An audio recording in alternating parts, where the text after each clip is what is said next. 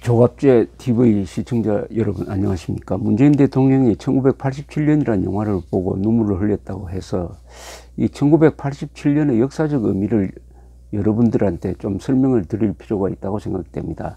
1987년은 저는 월간조선의 기자였습니다만은 기자 생활을 되돌아볼 때 가장 의미 있는 해였고 보람 있는 해였고 또는 자랑스러운 해였습니다. 저에게는 또 우리나라 역사상 아주 중요한 해입니다.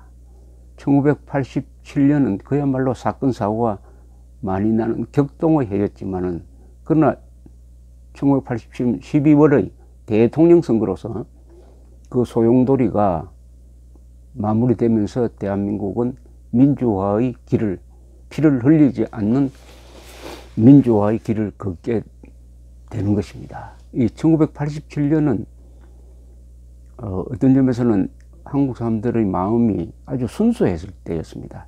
그때는 김대중, 김영삼 이 두 분도 선거하기 전에는 하나였습니다. 경상도 전라도 별로 따지지 않았습니다. 이게 선거판으로 들어가면서 더구나 김영삼, 김대중 두 분이 단일화를 하지 않고 각자 출마하는 바람에 지역 감정이 격화된 면이 있습니다. 이 1987년의 1월은 박종철 군 고문 사건으로 열렸습니다. 경찰에서 박종철 군 서울대학교 학생 박종철 군을 조사를 하다가 물고문을 해서 죽게 만들었습니다. 이것을 특종으로 보도한 것이 중앙일보고 그것을 더 심층 취재한 것이 동아일보였습니다.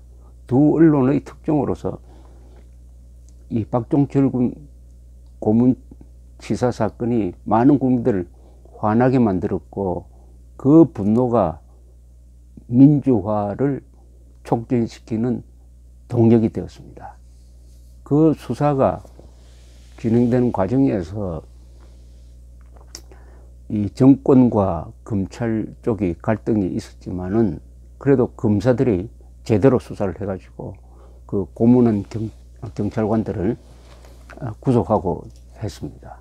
그 과정에서 전두환 대통령은 그때 헌법을 직선제로 개헌하느냐 아니면 내각제로 하느냐 현행 헌법대로 가느냐 여러 가지로 논쟁이 많았는데 4월 13일 날 전두환 대통령이 현행 헌법대로 선거를 치른다 하는 선언을 했습니다. 이것을 흔히 4.13 호헌선언이라고 합니다. 직선제를 원했던 국민들이 들고 일어났습니다. 그것이 폭발한 것이 그해 6월 10일이었습니다. 6월 10일 성공회에서 민주화 인사들이 모여가지고 성명서를 내면서 시위가 본격적으로 시작되었습니다. 6월 10일부터입니다. 그날은 또 당시 집권당인 민정당이 노태우 씨를 대통령 후보로 선출한 해였습니다. 그날 최루탄이 서울 시내에서 여기저기 터졌습니다. 격화되기 시작했습니다. 6월 12일에는 시민들이 본격적으로 학생들과 참여하기 시작했습니다. 시민들 중에서도 이 넥타이맨 시민들, 넥타이맨 셀리맨들이 참여하기 시작하고 그리고 시위대가 명동성당에서 농성을 하고 6월 15일에는 김수환 추기경이 거기서 강론을 했는데 아주 감동적 강론을 했습니다. 비가 내리고 있었습니다. 그땐 저는 월간조선 기자로서 취재를 해야 되는데 저도 시위대에 합류해가지고 같이 돌아다니고 했습니다. 기자가 시위대가 된 경우죠. 6월 18일이 되면은 부산에서 엄청난 시위가 일어나가지고 부산 시청이 함락될 뻔합니다. 이때 정부 일각에서는 위수령이나 계엄령을 펴서 군대가 나와야 한다. 이런 위기감이 퍼졌습니다. 그래서 6월 19일 날 전두환 대통령은 군 국방부 장관, 안기부장 등 이 공안부서, 국방부서의 책임자들을 불러가지고 오늘 저녁에 부산 지역 일원에 계엄령을 내린다 해가지고 각자 임무를 부여합니다. 이것이 바깥으로 알려지면서 기자들 사이에 아주 흉흉한 소문이 돌기도 했습니다. 그동안 반정부 기자로 찍혔던 사람들은 아마 오늘 저녁부터 예비 금속이 있을 테니까 뭐 도망가야 되는 거 아니냐 해가지고 웅성웅성하고 있을 때였습니다. 그러다가 오후에 밀리 미국 대사가 청와대를 방문해가지고 레이건 대통령이 친서를 전달합니다. 저녁이 되니까 계엄령 계획이 취소되었다는 소문이 돌았습니다. 나중에 알려진 사실은 전두환 대통령은 원래 계엄령을 펼 생각이 없었습니다. 다만 그런 일종의 쇼를 한 거죠. 그런 소문이 퍼져나가도록 해가지고 이 데모를 심하게 하면은 군대가 나올 수 있다 하는 일종의 심리전을 한 것입니다. 당시에 민정당 안에서도 이렇게 해서는 안 된다. 파국이 온다. 직선제 개헌을 받아들이자 하는 이야기가 그때부터 나오기 시작했습니다. 전두환 대통령 주변에서도 그런 건의를 하는 사람들이 있었습니다. 그러다가 6월 한 20일경에 전두환 대통령이 노태우 대통령 후보를 불러서 직선제를 받자고 이야기합니다. 직선제를 받자. 직선제를 받아도 노태우 후보가 이길 수가 있다. 그 이유는 뭐냐? 김영삼, 김대중 절대 단일화 안 된다. 두 사람이 분열하면은 분열하고 말 것이다. 절대 이길 수 있다. 받아라고 이야기합니다. 처음에는 노태우 후보가 뭐 안전한 체육관에서의 간접선거로 걸리게 되어 있는데 어려운 직선제를 받으라고 하니까 조금 거부감을 보이다가 며칠 시간을 달라고 했다가 며칠 뒤에 와서 하겠다고 합니다. 직선제를 받겠다. 그러나 직선제를 받는 것을 내가 주도를 하겠다. 이렇게 이제 양해를 받습니다. 그래서 6월 29일 유명한 6.29 선언이 나오는 것이죠.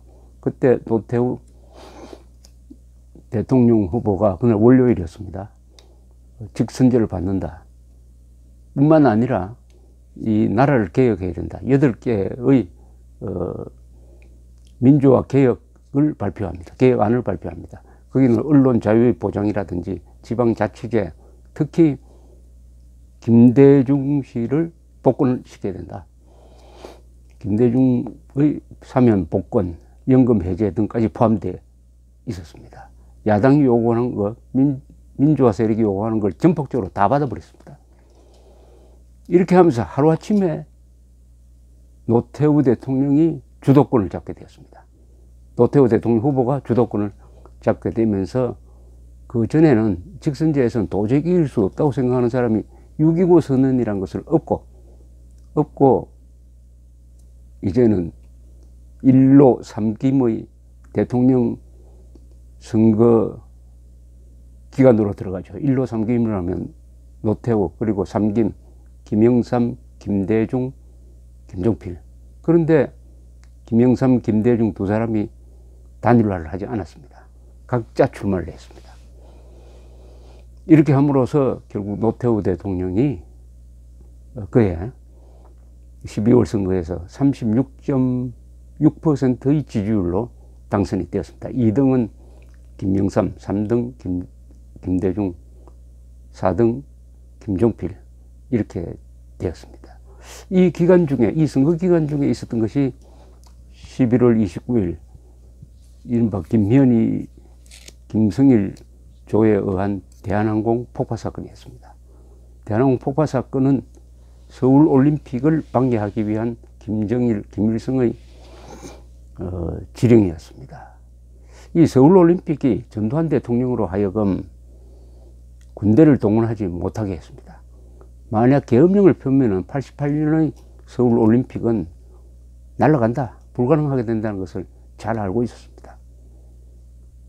그리고 이 시위하는 국민들 입장에서도 너무 과격한 시위를 하면은 서울올림픽이 사라진다. 그래서는 안 되지. 이 서울올림픽이 전두환 정권과 그리고 국민 양쪽의 일종의 견제 역할을 했던 것입니다. 이게 1987년의 상황이었습니다. 그래야 1987년 12월의 선거를 통해서 또다시 군인 출신 노태우 대통령이 등장했습니다. 군인 출신이 등장했어요. 그리고 전두환 대통령은 한 번만 하겠다는 약속을 지켰습니다. 그리고 6.25 선언이라는 이 민주화 선언은 전두환, 노태우 두 사람의 합작품입니다. 어떻게 보면 전두환 연출, 노태우 주연이죠.